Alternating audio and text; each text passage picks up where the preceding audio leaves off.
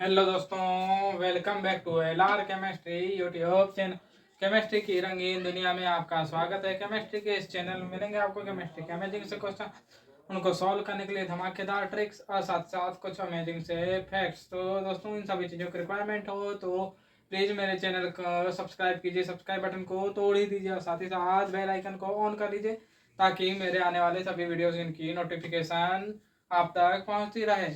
तो दोस्तों, जैसे कि आप जानते हैं कि हम चैप्टर 5 पढ़ रहे हैं, गैसियस स्टेट। और दोस्तों, इसके मैंने लगभग सभी वीडियोस अपलोड कर चुके हैं और ये आपके लिए अंतिम वीडियो है, लास्ट वीडियो इस चैप्टर का। साथ ही साथ दोस्तों, आपको एक नई जानकारी देने की कोशिश कर रहा हूँ कि मैंने पिछला वीडियो था आपने देखा होगा, वो प्रैक्टिकल बेस्ड वीडियो था।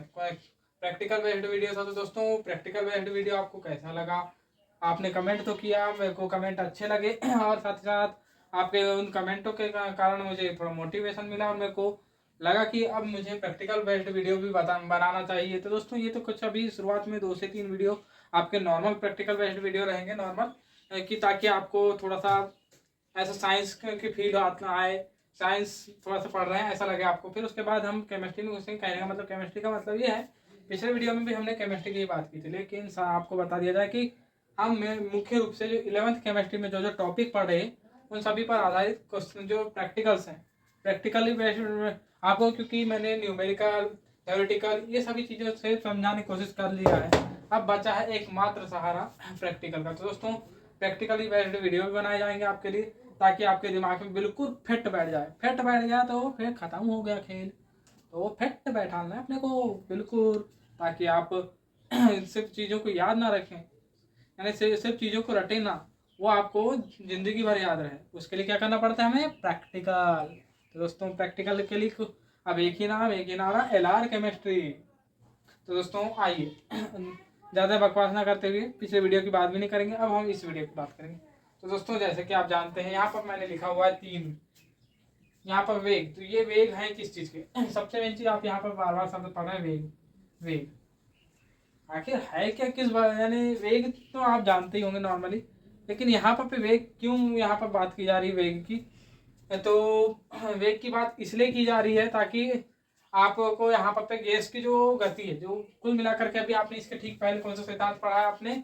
अणुगतिक सिद्धांत। कौन सा सिद्धांत पढ़ा है? अणुगतिक। अणुगतिक सिद्धांत पढ़ चुका है आपने। तो अणुगतिक सिद्धांत में कुल मिलाकर के गैसों के अणुओं की गति की बात की है, वो आपने गैस के अणुओं की गति की बात की है। तो ये तो बात आपने कर ली थी, लेकिन अब यहाँ पर उनमें कैसी गति होगी, उनकी गति किस प्रकार, अभी तक तो आपने कैसी गति होगी इसके बारे में जानकारी ली है, लेकिन उनकी न्यूमेरिकल वैल्यू किस प्रकार, उनको कैसे मापेंगे, उसके बारे में जानकारी देंगे ये तीनों वेग। तो जैसे कि अब आइए इन वेगों के नाम के ऊपर, यानी कि ये क्या क्या बताएंगे और कैसे कैसे इन तीनों वेगों को ज्ञात करेंगे आप। तो उसको ज्ञात करेंगे। सबसे पहला है हमारा मापन सबसे पहले औसत वेग। औसत वेग, यहाँ सबसे पहली चीज तो औसत वेग में औसत शब्द आ रहे हैं। औसत शब्द आप मैथ से पढ़ते होंगे, जिसमें कि आप जैसे कि कोई 5 संख्या है, मान लीजिए 11, 15, 19, 17 और 12। ये कुछ रैंडमली आपने संख्या ली और कोई बोले कि इसका औसत निकाले, तो क्या करेंगे आप? कुछ नहीं करेंगे, आप इन सभी संख्याओं को आपस में जोड़ देंगे और उसके बाद टोटल कितनी संख्याएं थी? टोटल 5 संख्या थी, तो 5 का भाग दे देंगे और आपका आंसर कितना मिल जाएगा? 30, 45, 45 में 29 जोड़ दिया आपने, तो मिल गया आपको कितना?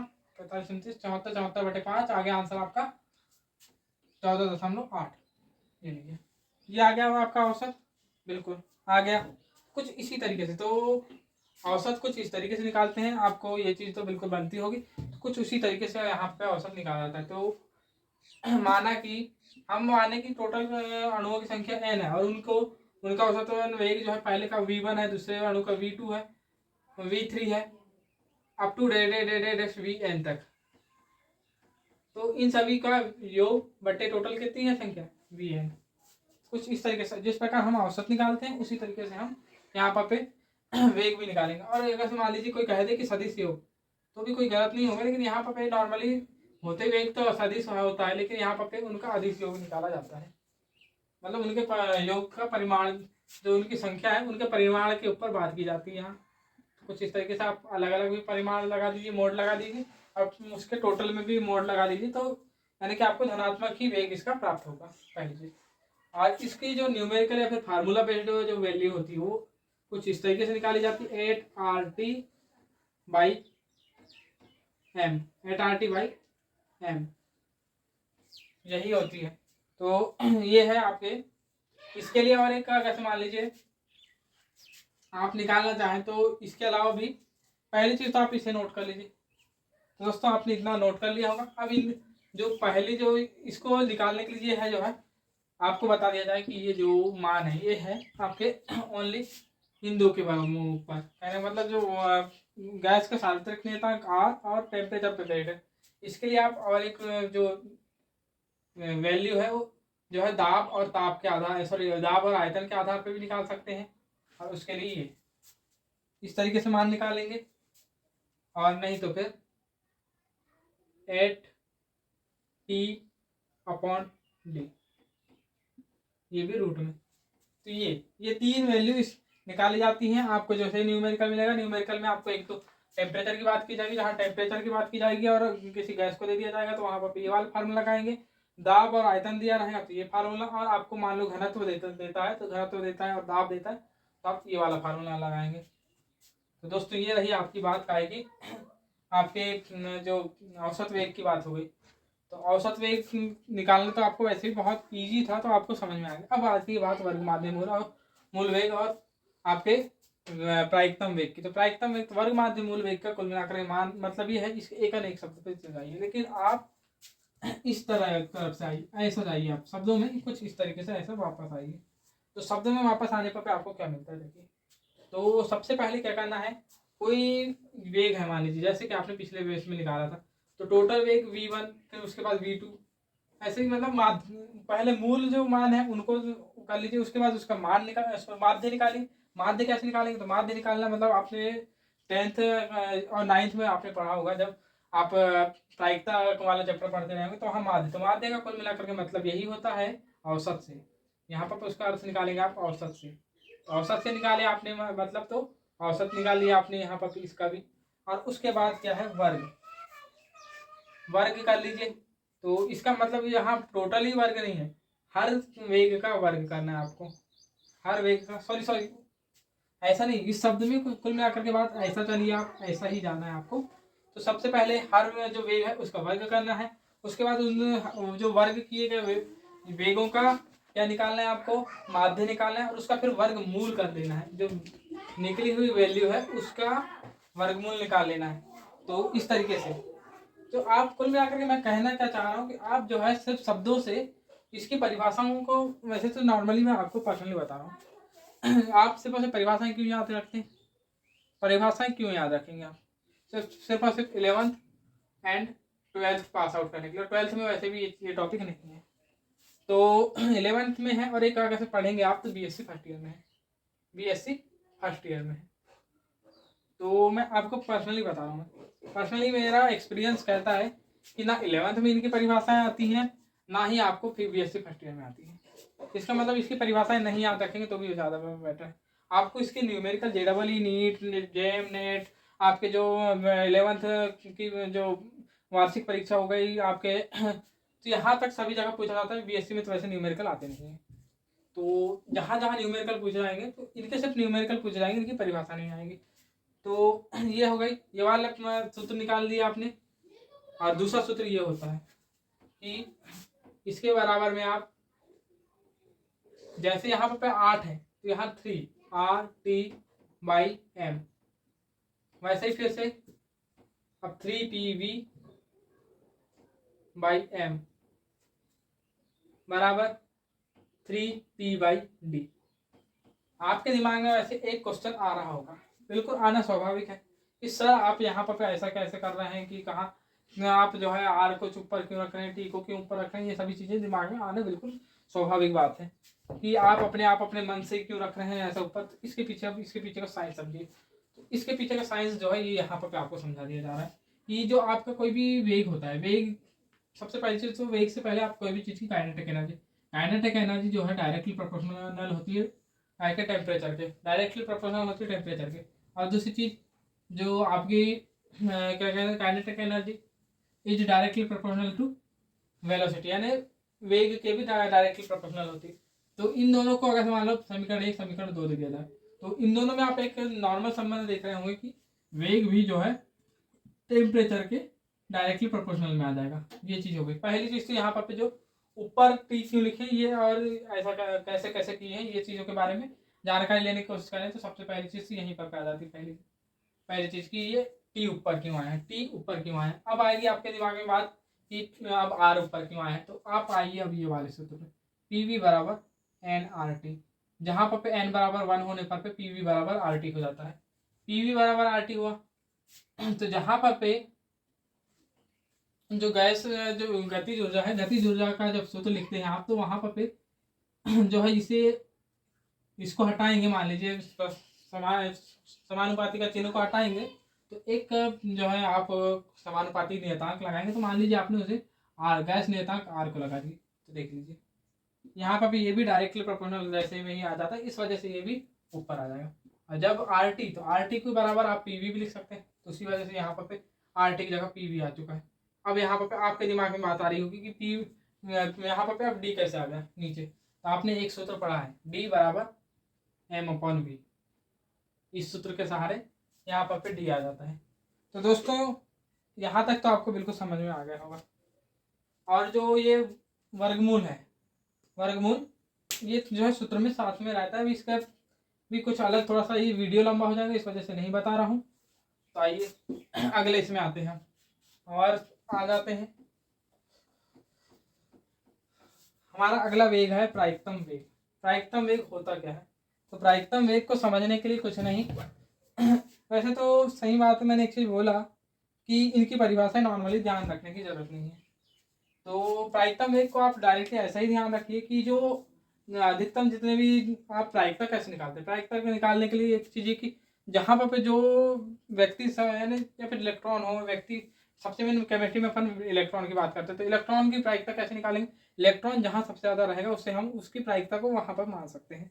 उसी प्रकार वेग में कैसे, तो वेग जिस अधिकतम वेग से, मतलब जिस वेग से सबसे ज्यादा बार कोई अणु या फिर कोई गैस जो है चलती आगे गति करती है, उसे कहते हैं हम प्रायिकतम वेग। और इसका मान अगर निकालना चाहें, न्यूमेरिकल वैल्यू को निकालना चाहें, इसके लिए सूत्र होता है √2RT by M. Pi M होता है, यहाँ पाई आ जाता है यहाँ पर लास्ट में, 2PV बाई पाई एम, और फिर इसी के बराबर 2P बाई पाई डी। तो ये रहे आपके तीनों ही वेगों के फार्मूले। तो दोस्तों अब बात हो गई यहाँ पर अपने जो वेग होते हैं इनके बारे में बात हो चुकी है। तो इन पर बेस्ड जो न्यूमेरिकल होते हैं, तो न्यूमेरिकल जो है किसी कारणवश मैं आज नहीं करा पा रहा हूँ, और शायद मैं आपको पर्सनली बता रहा हूँ किसी कारणवश नहीं करा पा रहा हूँ मैं इसके न्यूमेरिकल जो है किसी शॉर्ट वीडियो में तो नहीं कहूँगा मैं, लेकिन जो है एक टेस्ट जैसा लेकर के पहले आपसे करवाऊँगा और उसके बाद फिर मैं खुद करूँगा। कोशिश यही रहेगी, लेकिन फिर भी आपको नॉर्मल भी कराया जा सकता है। अभी तो कोई मूड नहीं है, जो बात है सो बात मैं करता हूँ, और जो बात नहीं है तो सो नहीं करता। ऐसी बात नहीं कि इसके न्यूमेरिकल बनेंगे नहीं। आप लाइए, आप मुझे कोई भी न्यूमेरिकल सेंड कर दीजिए इनसे संबंधी, बिल्कुल आपको करके बताया जाएगा। लेकिन अभी वर्तमान में रहन देते हैं। तो अभी वर्तमान में अब हम क्या करेंगे, अब अभी वर्तमान में करेंगे क्या, तो आपको सबसे पहले तो एक विचलन गुणांक करके एक टॉपिक है आपके दिमाग में, जो आपके सिलेबस में। तो विचलन गुणांक क्या होता है, ये एक शब्द है आपके इसमें। तो ये छोटा सा टॉपिक है। विचलन गुणांक जो है, इसकी परिभाषा लिखना चाहे तो इसकी परिभाषा ये है कि किसी गैस में पीवी और एनआरटी के निष्पत्ति को विचलन गुणांक कहते हैं। किसी गैस में पीवी और एनआरटी की निष्पत्ति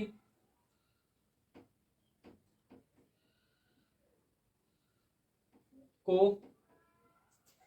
विचलन गुणांक कहते हैं। ये आप बिल्कुल आपके इसमें आ सकती है, वैसे चांस तो मेरे हिसाब से जो है इस परिभाषा के आने के चांस, पर्सनली मेरे से पूछे तो मात्र 0.01% चांस है, लेकिन फिर भी आप अपनी तरफ से याद रख सकते हैं, ना भी रखें तो भी कोई बुराई नहीं है।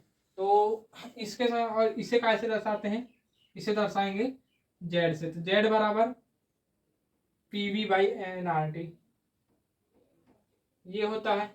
अब यहाँ पर एक चीज आप ध्यान दे रहे होंगे, आप एक चीज जानते हैं, आदर्श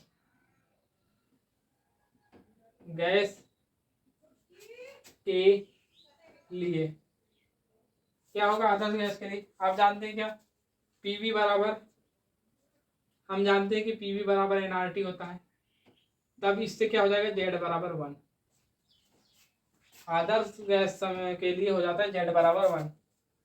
और जो आपकी क्या कहना चाहिए, आदर्श गैस के बाद व्यवहारिक गैसें आती, तो व्यवहारिक गैसों में जो कि व्यवहारिक, मैंने बताया था कि जो नॉर्मल गैसें आदर्श गैस हो नहीं सकती, और आदर्श गैस दुनिया में पाई नहीं जाती, ये भी बता चुका हूं मैंने। तो व्यवहारिक गैस के लिए जेड बराबर, एक तो एक से बड़ा होगा या फिर एक से छोटा होगा, ये चीज है। जेड की वैल्यू कभी एक के बराबर नहीं होगी, ये बात आ जाएगी। तो इसी पर आधारित, इसी यहीं से एक बात आती है यहाँ पर ही, इसी के साथ आ जाती बात व्यवहारिक गैसों के बारे में। तो जब यहाँ से लोगों ने, या फिर जो विचलन गुणांक वैज्ञानिकों ने विचलन गुणांक की बात की, तो वहां पर फिर वैज्ञानिकों ने विचलन गुणांक का मान प्रत्येक गैस के लिए जेड का मान एक से एक तो छोटा या बड़ा प्राप्त किया। जहां पर छोटा प्राप्त किया उसे ऋणात्मक विचलन कहा, और जहां पर प्लस प्राप्त किया, सॉरी अधिक प्राप्त किया, वहां पर धनात्मक विचलन कहा। इतनी बात आप ध्यान रखेंगे, जहां पर जेड का मान एक से कम वहां ऋणात्मक विचलन, और जहां पर जेड का मान एक से अधिक उसे कहेंगे धनात्मक विचलन। और जो विचलन होता है, विचलन के समय क्या होता है कि जब वो कैसे विचलन प्राप्त किया, तो जब उन्होंने P और V के मध्य जब ग्राफ खींचा, तो उनको जबकि प्राप्त होना चाहिए था एकदम सीधा इस तरीके का ग्राफ, लेकिन जैसे हाइड्रोजन हीलियम के लिए यहाँ पर जो है हाइड्रोजन हीलियम के लिए प्राप्त हो गया कैसा, प्लस धनात्मक विचलन, मतलब उससे ज्यादा मान प्राप्त हो। और कार्बन डाइऑक्साइड और जो आपके कहना चाहिए कार्बन डाइऑक्साइड, हम अमोनिया, इनके लिए क्या हुआ कि कुछ पहले तो कम प्राप्त हुआ, लेकिन उसके बाद कुछ समय बाद थोड़ा सा कुछ देर के लिए जो है जेड का मान 1 प्राप्त हुआ, और फिर दोबारा से जो है फिर प्राप्त हो गया अधिक मान। तो जो ये ऊपर वाले हैं इनको कहेंगे, ये दो जो या फिर इनके जैसी जो गैसें होंगी इनको कहेंगे धनात्मक विचलन दर्शाने वाली गैसें, ये धनात्मक विचलन। और ये कार्बन डाइऑक्साइड, अमोनिया जैसी कुछ गैसें होती हैं वो ऋणात्मक विचलन दर्शाती हैं। पहले नीचे उनका ग्राफ जाएगा और उसके बाद दोबारा ऊपर आते जाएगा, ये बात आती है।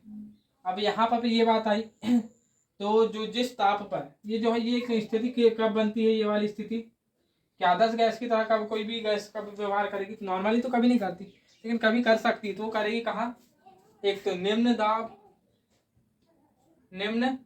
दाब प्लस उच्च ताप की परिस्थिति में करेगी, उच्च ताप की परिस्थिति में इस समय करेगी आपका आदर्श गैस की तरह व्यवहार करेंगी नॉर्मल गैसें भी। और उसके बाद बात आएगी आपके आदर्श गैसों के बाद आती है बात, आदर्श गैसों की तरह हमने व्यवहार करवा तो दिए, लेकिन साथ ही साथ आपको बता दिया जाए कि जिस जगह पर पे जिस ताप, ये एक ताप की कंडीशन है, जिस ताप पर पे ये आदर्श गैसों की तरह व्यवहार करती है उसे कहते हैं हम बॉयल ताप। बॉयल ताप, तो इसकी परिभाषा लिखिए आप, इसकी परिभाषा लिखेंगे आप, इसकी परिभाषा बॉयल ताप की लिखेंगे कि वह ताप जिस पर कोई गैस आदर्श गैस की तरह व्यवहार करती है बॉयल ताप कहलाता है। वह ताप जिस ताप पर कोई गैस आदर्श गैस की तरह व्यवहार करती है बॉयल ताप कहलाता है। अगला हमारा टॉपिक अब मेन रूप से आता है यहाँ पर तो आपको बता दिया जाए कि जो व्यवहारिक गैसों के लिए जो कुछ बताने वाले को साइंटिस्ट तो काफी ज्यादा साइंटिस्ट आए, लेकिन उनके जो मुख्य जो बात और समीकरण दिया वो वान डेर वाल ने दिया। तो अब हम बात करेंगे वान डेर वाल्स समीकरण की। जो ये सभी बातें जो पुरानी बातें थी, ये काफी समय से वैज्ञानिक बातें करते आ रहे थे, लेकिन जो है समीकरण जो आदर्श गैस का समीकरण है उसमें कुछ परिवर्तन करना जरूरी है, ये वैज्ञानिकों को पता था, लेकिन फिर भी परिवर्तन नहीं कर पा रहे थे। लेकिन जैसे ही वान डेर वाल्स आए तो उन्होंने कुछ परिवर्तन किए। तो उन्होंने सबसे पहले कहा कि उन्होंने सबसे पहले क्या ध्यान दिया कि जब कोई जैसे कि आदर्श गैसों में कहा गया कि गैसों के अणुओं के मध्य आकर्षण बल शून्य होता है, जबकि उन्होंने कहा कि नहीं, आकर्षण बल होता है और जिसके कारण उनके दाब में वृद्धि होगी। आकर्षण बल होता है जिसके कारण उनके दाब में वृद्धि होगी, और वह वृद्धि कितनी होगी, तो an square plus V square ये होगी। तो टोटल दाब कितना हो जाएगा, कुल बराबर वृद्धि दाब, वृद्धि दाब कह सकते हैं इसे, मतलब जो बढ़ा हुआ दाब है वो ये होगा। तो कुल दाब कितना हो जाएगा, फिर कुल दाब हो जाएगा P plus an square plus upon V square, ये हो गया। उसके बाद दूसरा विचलन क्या ध्यान दिया कि गैसों के अणु जो है माने गए कि नगण्य आकार होता है गैस की तुलना में गैसों के अणु का। लेकिन जब वान डेर वाल्स ने कहा कि नहीं, वास्तविक गैसों में या फिर व्यवहारिक गैसों में जो है उनका आकार को अपन नगण्य नहीं मान सकते हैं, और नगण्य ना मानने के कारण उनके जो आयतन है वो संपीड्य हो जाएगा। संपीड्य आयतन होने के कारण उसकी जो आयतन में कमी हो जाएगी। तो आयतन में कमी कितनी होगी, आयतन में कमी हो जाएगी बी। सबसे पहली चीज तो इसके जो आपको बता दिया जाए कि एक अणु के लिए कितना हो जाएगा, एक अणु के लिए a बाई वी स्क्वायर होता है, लेकिन एन अणुओं के लिए हो जाता है an square by V square. वैसे ही यहाँ पर पे जो कमी होगी आयतन में एक अणु के लिए b होगी, लेकिन टोटल अणुओं के लिए एन बी हो जाएगी। तब कुल आयतन बराबर v माइनस एन बी। तो इन दोनों ही मानों को अब हम समीकरण 1, समीकरण 2, समीकरण 1 व 2 के मान को आदर्श गैस समीकरण में रखने पर आप अपने तरफ से लिख लेंगे। तो क्या लिखेंगे आप, P plus an square by V square v minus N B by N R T.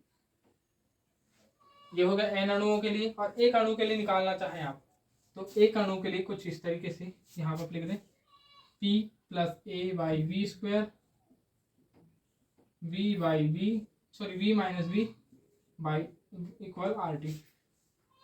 तो ये रहे आपके दो समीकरण जिन्हें हम वास्तविक गैस समीकरण या वान डेर वाल्स समीकरण कहेंगे। तो दोस्तों यहाँ पर पे आपका यहाँ पर चैप्टर खत्म होता है, और अब हम इस पर जो वान डेर वाल्स समीकरण है इस पर आधारित एक न्यूमेरिकल कर लेते हैं। तो न्यूमेरिकल कुछ इस तरीके का है, वान डेर वाल्स समीकरण द्वारा 1 लीटर आयतन तथा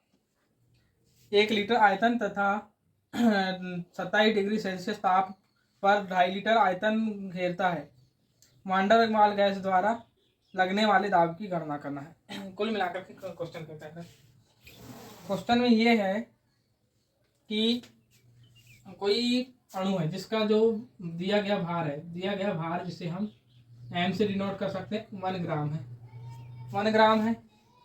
फिर इसका जो टेम्परेचर है T दिया हुआ है हमें कितना, 27 डिग्री सेल्सियस, या फिर इसे ही मान सकते हैं 273 प्लस 27 के, जिसे लिख सकते हैं आप 300 के, मतलब 300 kelvin.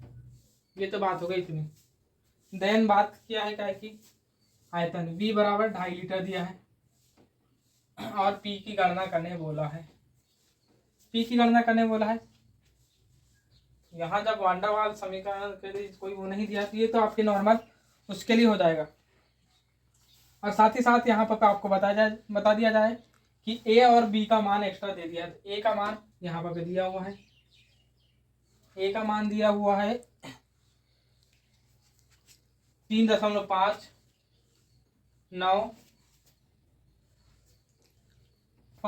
ATM litre square per mole inverse, and then mole to the power 2। And then B का मान दिया हुआ है आपको 0.0427 लीटर मोल इनवर्स। तो दोस्तों ये रहा आपका क्वेश्चन। तो क्वेश्चन ये दिया हुआ है, तो यहाँ पे आप यहाँ पे आप कैसे पहचानेंगे कि ये आदर्श गैस से किया जा रहा है या फिर आदर्श गैस समीकरण के द्वारा हल होगा या फिर जो नॉर्मल या फिर वंडर वाला गैस समीकरण के द्वारा। इसके लिए मात्र दो ही चीजें देखें। अगर मान लीजिए ये दो चीजें दी हुई हैं आपको, ये दो चीजें दी हुई हैं तो आपका वंडर वाला गैस समीकरण से होगा, और ये दो चीजें नहीं दी हुई हैं तो आपके आदर्श गैस समीकरण से होगा। तो आइए यहाँ पर भी ये दोनों चीजें दी हुई हैं, इसका मतलब हमें आदर्श गैस समीकरण से हल करना होगा। इसके लिए आप एक सूत्र होता है, सूत्र अभी जो बताया मैंने, P बराबर AN² upon V² into V minus NV बराबर NRT, ये बता दिया है। अब यहाँ पर एक चीज दिया गया है कि M बराबर 1G और मतलब 1 ग्राम, और इसके साथ साथ गैस का नाम नहीं दिया। तो इसका मतलब यहाँ पर जब ऐसी कंडीशन आए तो वहां पर आप N बराबर 1 लेंगे, N बराबर 1 लेंगे, और जब N बराबर 1 लेंगे तो यहाँ N हट जाएगा। N का मान आप खुद ही सोचिए कि किसी भी संख्या में एक का गुणा करेंगे तो वो संख्या उतनी ही रह जाती है। इस वजह से यहाँ पर ये N हट चुका है। अब N हट गया तो आइए अब बाकी चीजों को हल कर लेते हैं। तो हल करेंगे उससे पहले अब हम पक्षांतर कर देते हैं बाकी चीजों को। P प्लस A/B² बराबर RT by V minus B, P बराबर RT upon V minus B minus A/V², ये हो गई। अब यहाँ पर आप मान रखते आइए, तो P बराबर R का मान कितना होता है। अब यहाँ पर आपको साथ ही साथ बता दिया जाए कि R का मान भी वैसे तो नॉर्मल दिया हुआ होगा कि यहाँ क्वेश्चन में दिया हुआ है। जी हाँ, क्वेश्चन में दिया हुआ था, हमने ध्यान नहीं दिया था। 0.82, एक तो 81 दिया हो, एक तो 80, तो यहाँ पर 820 दिया हुआ था, इतना दिया हुआ है आर का मान। तो आर का मान रखेंगे 0.082 इंटू T 300, V दिया हुआ है यहाँ पे 2.5 माइनस B दिया हुआ है 0.427 एंड देन माइनस A दिया हुआ है 3.59 और देन V 2.5 होल स्क्वायर। जब इसको आप हल करना चाहेंगे, जब आप इसे हल करेंगे तो क्या मिलेगा अब आप देखिए। यहाँ पर मैं हल करके बता रहा हूँ। तो हल करते हैं तो आपको मिलता जाएगा कितना, इसमें यहाँ पर करेंगे गुणा, तो 24 246 123.246 अपॉन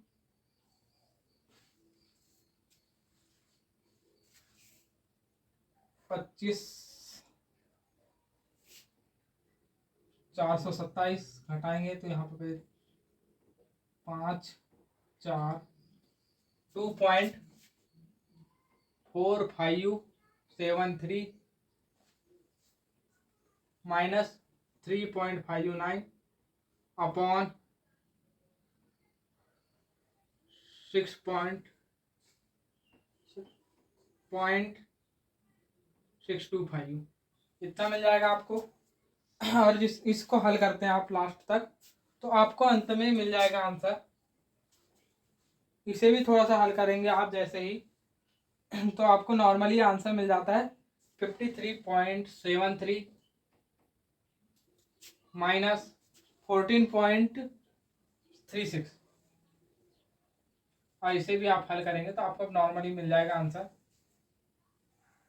37 एंड देन 14 तो 39 ATM। तो ये आंसर आपको मिल जाएगा, और यही आपका जो पूछा गया दाब था वो यही है। तो दोस्तों ये रहा आपके इस क्वेश्चन का आंसर। तो दोस्तों इस तरीके से आप हल करेंगे। अब ऐसे कि कैलकुलेशन करने में टाइम लगता है, इस वजह से मैं थोड़ा सा देख लेता हूँ बुक में तो कैलकुलेशन तो आपको खुद पता है, करके दिखा सकता था, कैलकुलेशन करने में कोई दिक्कत नहीं है। पर कैलकुलेशन तो ना मैं सिखा सकता ना कोई। कैलकुलेशन जो है आप प्रैक्टिस से सीखेंगे। कोई कह दे कि मैं आपको कैलकुलेशन सिखा सकता हूँ, नहीं, आप प्रैक्टिस जितना ज़्यादा करेंगे उतना ज़्यादा कैलकुलेशन सीखेंगे। तो दोस्तों इसी के साथ यह चैप्टर होता है समाप्त। तो दोस्तों यह इस चैप्टर का अंतिम वीडियो था। तो वीडियो कैसा लगा आप बताइए। और दोस्तों आपके साथ ही साथ बता देता हूँ कि अगला वीडियो जो है आपको आपका किस जो है टॉपिक पर बेस्ड होगा, जो अपना प्रैक्टिकल वीडियो होगा। तो प्रैक्टिकल वीडियो होगा पानी में आग लगाएंगे, पानी में आग लगाया। पता नहीं गाना, मेरे को गाना उतना से नहीं आते, लेकिन फिर बता, पानी में आग लगाएंगे हम। तो दोस्तों आइए। तो दोस्तों इसी के साथ आपका इस वीडियो को देखने में धन्यवाद।